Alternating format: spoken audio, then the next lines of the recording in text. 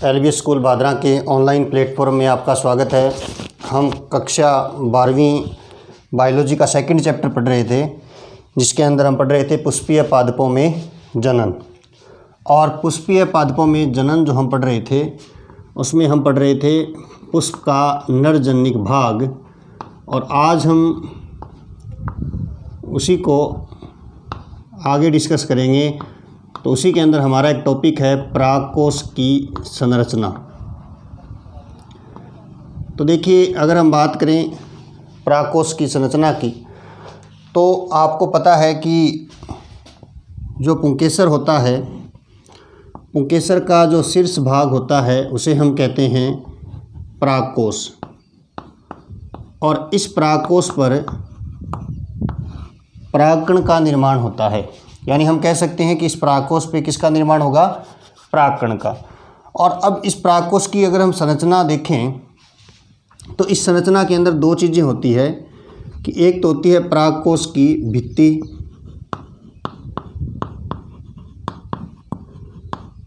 यानी परागकोश की भित्ति या परागकोश की दीवार, और दूसरा हम कह सकते हैं कि इस परागकोश के अंदर होती है बीजाणुधानी, जिसके अंदर बनते हैं लघु बीजाणु, जिसे आप कहते हो परागकण। तो आपको पहले भी जो हमारा पहला वीडियो लेक्चर था, उसके अंदर हमने आपको बताया था कि लघु बीजाणु को हम क्या कहेंगे? परागकण। परागकोश के लिए हम एक वर्ड यूज कर लेते हैं कि परागकोश को लिखा हुआ मिल जाता है कुछ बुक्स के अंदर लघु बीजाणुधानी। तो ये टर्म्स आपको ध्यान रखनी है।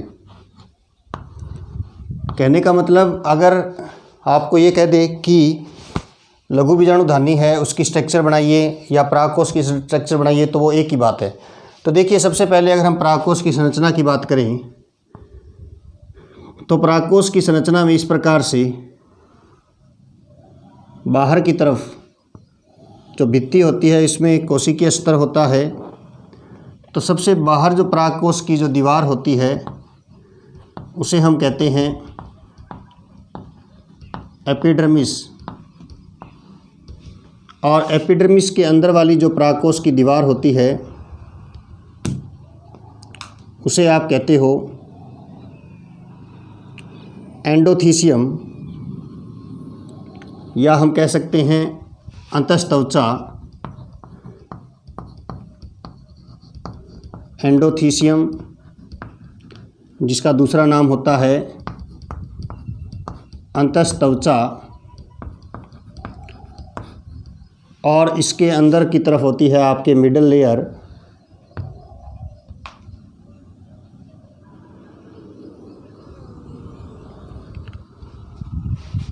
यानी मध्य स्तर। और इसके अंदर होती है आपके 4 बीजाणुधानियाँ, और बीजाणुधानी जो है, 4 बीजाणुधानी है, उसके चारों तरफ जो स्तर होता है कोशिका का, उसे हम कहते हैं टेपिटम। यानी परागकोश की भित्ति का जो सबसे आंतरिक स्तर होता है, उसे हम कहते हैं टेपिटम। तो देखिए, अगर हम बात करें परागकोश की, तो परागकोश के अंदर टोटल 4 दीवारें हैं। सबसे बाहर एपिडर्मिस, उसके बाद एंडोथीसियम, उसके बाद मध्य स्तर, उसके बाद टेपिटम। तो ये तो है परागकोश की भित्ति, और आपको ये 4 स्तर दिखाई दे रहे हैं। और इसके अंदर क्या है? बीजाणुधानी 1, 2, 3 और 4। इस बीजाणुधानी के अंदर क्या बनते हैं? इस बीजाणुधानी के अंदर बनते हैं लघु बीजाणु, यानी हम कह सकते हैं परागकण। अगर हम इस थोड़े से पार्ट को लें, या हम मान लें हम इस थोड़े से पार्ट को लेते हैं, और अगर इसको थोड़ा सा माइक्रोस्कोपिकली हम देखें, तो देखिए किस प्रकार से ये डायग्राम बनेगा कि परागकोश जो है, उसकी जो सबसे बाहरी स्तर होता है, वो इस प्रकार से हम एक कोशिकीय स्तर दिखाएंगे इसको। और आपको पता है परागकोश की भित्ति का सबसे बाहरी स्तर कौन सा है? एपिडर्मिस। तो देखिए, यह सिर्फ एक कोशिकीय स्तर मोटा है, यानी यहाँ पर कोशिका की सिर्फ क्या है? एक परत है, और इसका कार्य होता है परागकोश को सुरक्षा प्रदान करना। एपिडर्मिस के बाद में जो कोशिकीय स्तर होता है आपका परागकोश की भित्ति का, उसे हम कहते हैं एंडोथीसियम। ये जो स्तर है इसको हम कहते हैं एंडोथीसियम। और देखिए एंडोथीसियम जो होता है इसमें सेलुलोज पाई जाती है, यानी सेलुलोज के रेशे होते हैं। और ये एंडोथीसियम में जब क्या होता है कि जब नमी होती है तो परागकोश की जो एंडोथीसियम में जो सेलुलोज है वो क्या करता है, जल का अवशोषण करेगा। और जल का अवशोषण करेगा तो ये कोशिकाएं फैलेंगी और फैलने के बाद इन कोशिकाओं में क्या हो जाएगा, स्फुटन हो जाता है, ये टूट जाती हैं। और इसके बाद कोशिकाओं का एक से जो मध्यस्तर है, मध्यस्तर में क्या होता है, कोशिकाओं की एक से ज़्यादा परतें होती है। तो देखिए मैंने यहाँ पर एक से ज़्यादा परतें बनाई हैं। और मध्यस्तर होता है, इसमें पोषक पदार्थ पाए जाते हैं। क्या पाए जाते हैं, पोषक पदार्थ पाए जाते हैं। और इसके बाद आपका कौन सा स्तर है, टेपिटम। टेपिटम की कोशिकाएं इस प्रकार से बड़ी केंद्रक युक्त कोशिकाएं होती है। और टेपिटम से आपको डेफिनेटली क्वेश्चन पूछा जाता है राजस्थान बोर्ड में कि टेपिटम की जो कोशिकाएं होती है ये क्या करती है। जैसे मान लीजिए ये लघु बीजाणुधानी है, तो ये टेपिटम की कोशिकाएं जो होती हैं ये पोषण प्रदान करने का काम करती हैं। यानी कहने का मतलब टेपिटम की कोशिकाएं जब परागकण बनेंगे इन बीजाणुधानी के अंदर तो उसको पोषण प्रदान करने का जो कार्य है वो टेपिटम के द्वारा किया जाता है। तो देखिए हमें पढ़ना है परागकोश की संरचना। परागकोश की संरचना के अंदर आपको क्या देखना है कि परागकोश के अंदर दो चीज़ें होती है, एक तो परागकोश की भित्ति होती है और एक होती है बीजाणुधानी। परागकोश की भित्ति के अंदर 4 स्तर होते हैं, एपिडर्मिस, एंडोथीसियम, मध्यस्तर और टेपिटम। और उसके बाद एपिडर्मिस को मैंने एक कोशिकीय स्तर बताया है। एंडोथीसियम के अंदर सेलुलोज होता है, यानी परागकोश के संफुटन में सहायता करेगा क्योंकि ये कोशिकाएं जल का अवशोषण करके फैलती हैं। उसके बाद मध्यस्तर कोशिकाएं, एक से ज़्यादा कोशिकाओं का स्तर होता है। उसके बाद टेपिटम। टेपिटम की जो कोशिकाएं होती है ये परिवर्धनशील जो परागकण होते हैं, लघु बीजाणु होते हैं, उनको पोषण प्रदान करने का काम करती है। तो एक बार तो आप इस डायग्राम को नोट कर लीजिए। उसके बाद हम जो परागकोश की संरचना है उसके नोट्स लिखेंगे साथ साथ में, तो आप इसको नोट कर लीजिए एक बार।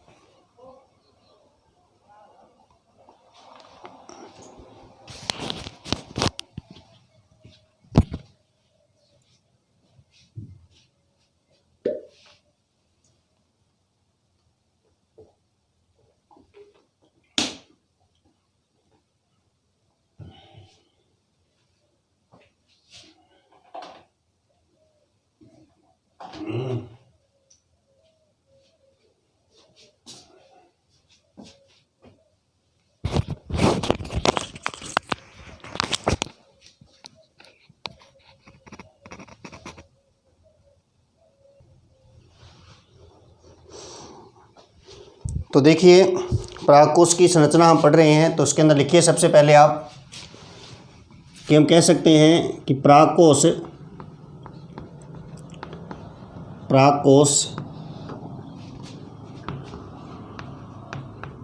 द्विपालित संरचना होती है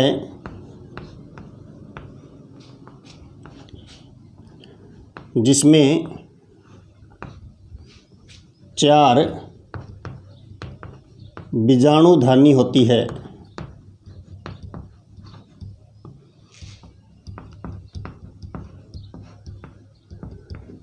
अब देखिए जो परागकोश है उसकी संरचना में 2 चीज़ें होती हैं। तो मैंने आपको बताया कि परागकोश जो है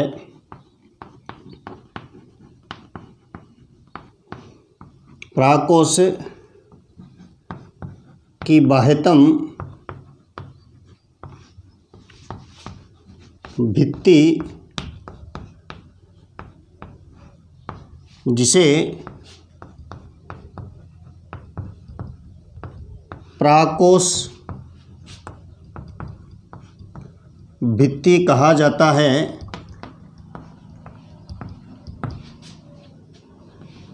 इसमें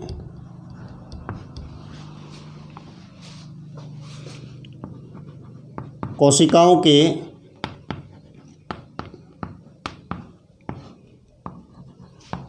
निम्नलिखित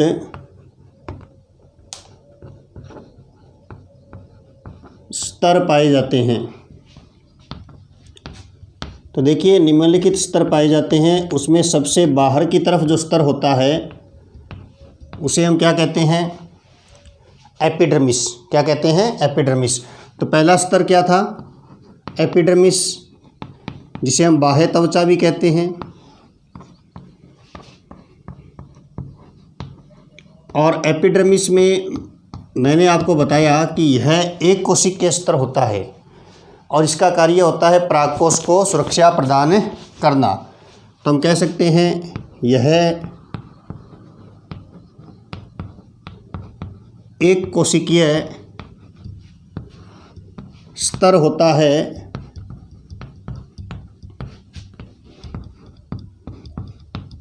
जिसका कार्य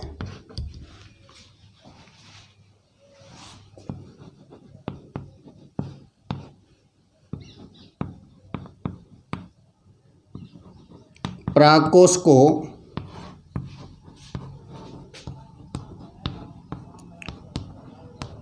सुरक्षा प्रदान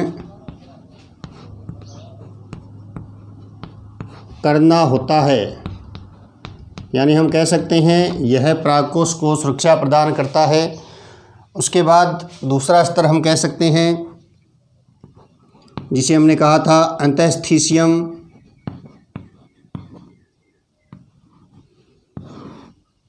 या हम कह सकते हैं एंडोथीशियम।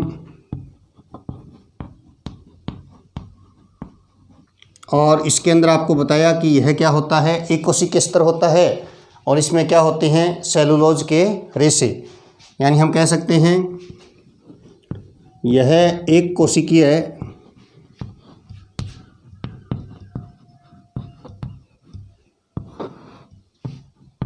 स्तर होता है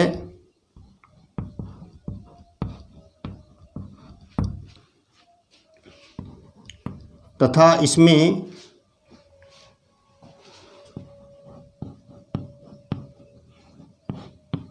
सेलुलोज के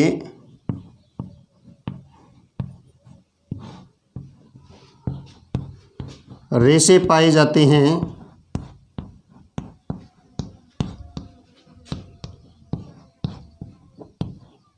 जो जल का अवशोषण कर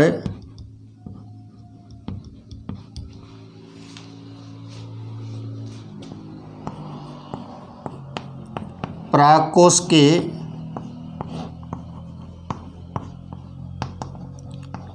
संफुटन में सहायता करता है। तो ये दो स्तर लिखिए आप। उसके बाद हम नोट करेंगे तीसरा स्तर, मध्य स्तर।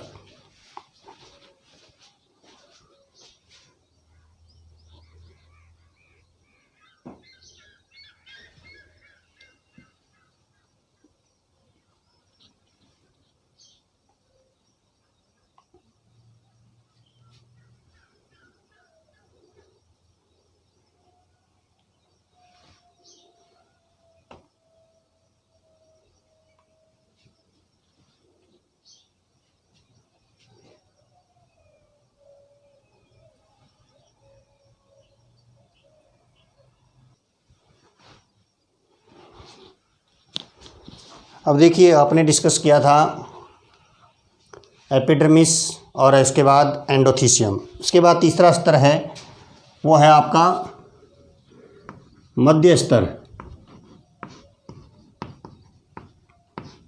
तो देखिए मध्य स्तर जो होता है यह 1 से 3 कोशिकीय स्तर मोटा होता है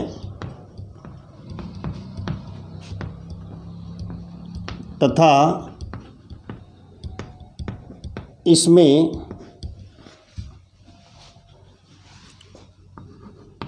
पोषक पदार्थ होते हैं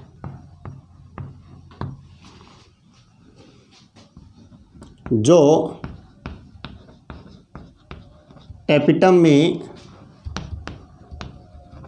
स्थानांतरित हो जाते हैं। तो हम कह सकते हैं कि मध्य स्तर जो है वो 1 से 3 कोशिकीय स्तर मोटा होता है।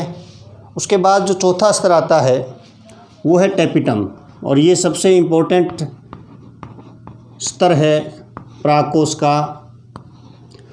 और ये जो टैपिटम है ये 1 से 3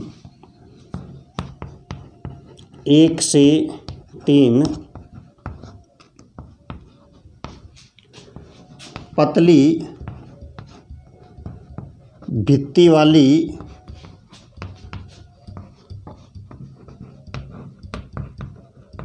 कोशिकाओं की परत होती है। 1 से 3 पतली भित्ति वाली कोशिकाओं की क्या होती है, परत होती है। और ये मुख्यतः होती है 2 प्रकार की। यानी हम कह सकते हैं इसकी जो कोशिकाएं होती है ना, इसकी कोशिकाएं लंबी बहुगुणित व केंद्रक युक्त, बड़ा केंद्रक होता है इसमें, होती है।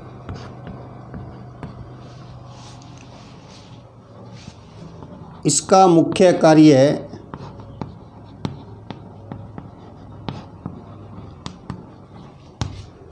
परिवर्तनशील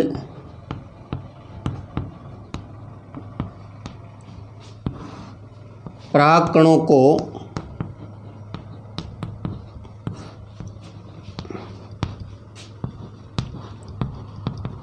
पोषण प्रदान करना होता है। यानी हम कह सकते हैं इसका मुख्य कार्य क्या है, परिवर्तनशील परागकणों को पोषण प्रदान करना। ये पूछा जाता है राजस्थान बोर्ड में कि परागकोश की कौन सी जो भित्ति है उसकी कौन सी कोशिकाएं परिवर्तनशील परागकणों को पोषण प्रदान करने का काम करती है, तो वो होती है टैपिटम। ठीक है। और टैपिटम जो है वो 2 प्रकार की होती है। टैपिटम जो है वो 2 प्रकार की होती है, क्योंकि आपको पता है कि लघु बीजाणुधानी को ये घेरे रखती है। तो कुछ टैपिटम तो होती है, उसे हम कहते हैं अमीबाब टैपिटम। अमीबाब टैपिटम का मतलब होता है कि इस टैपिटम की कोशिकाएं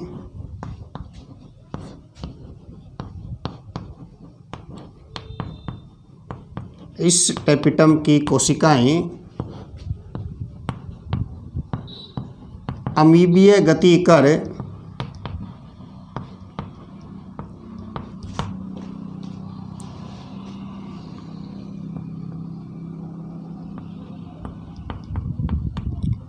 परागकणों को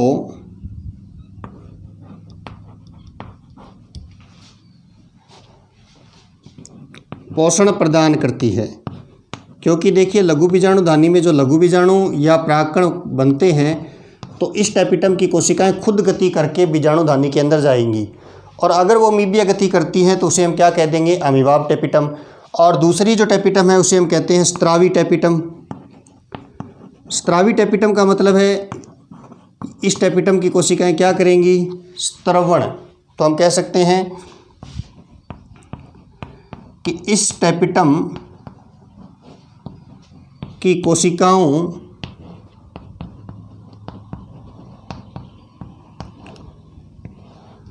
की भित्ति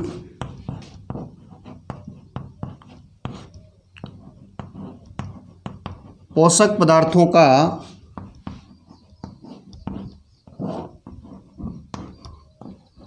स्त्रवण करती हैं। तो इस प्रकार आपने देखा कि टैपिटम भी 2 प्रकार की हैं। एक टैपिटम की कोशिकाएं खुद गति करती हैं, अमीबीय गति करती हैं, उसे हम कहते हैं अमीबाब टैपिटम।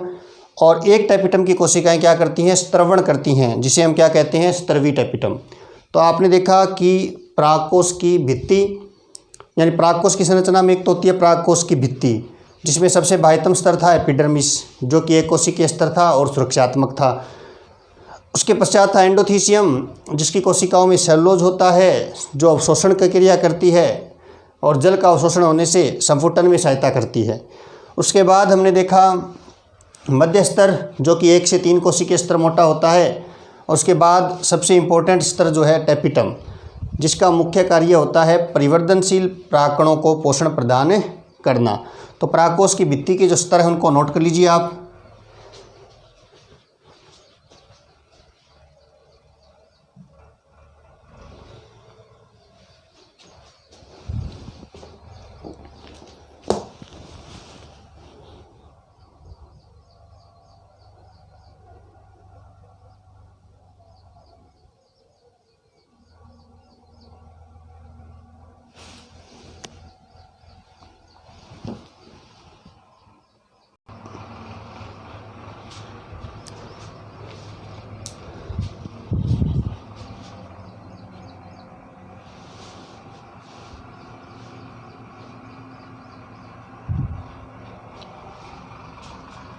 देखिए परागकोश पढ़ रहे थे, तो परागकोश की संरचना में 2 चीज़ें होती है। एक तो होती है परागकोश की भित्ति और दूसरा होता है बीजाणुजन कोशिकाएं। क्योंकि आपको पता है परागकोश की भित्ति होती है वो बीजाणुधानी या बीजाणुजन कोशिकाओं को घेरे रखती है, और ये बीजाणुजन कोशिकाएं द्विगुणित होती हैं और इन्हीं से ही आगे जाकर क्या बनते हैं, परागकण बनते हैं। यानी हम कह सकते हैं कि परागकोश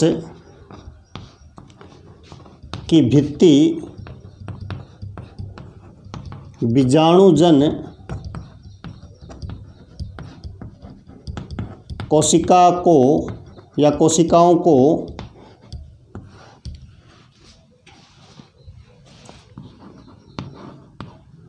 घेरे रखती है, जो द्विगुणित होती हैं तथा इन्हीं कोशिकाओं से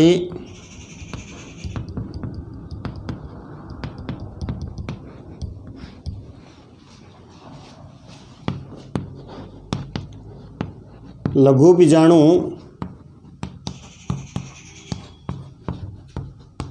या परागकण का निर्माण होता है। तो ये थी आपकी आज का टॉपिक परागकोश की संरचना, जिसमें परागकोश की भित्ति और बीजाणुजन कोशिकाएं 2 चीज़ों को हम सम्मिलित करते हैं। तो आप इसको नोट कर लीजिए, नोट साथ साथ बनाते रहिए। Okay students, thank you.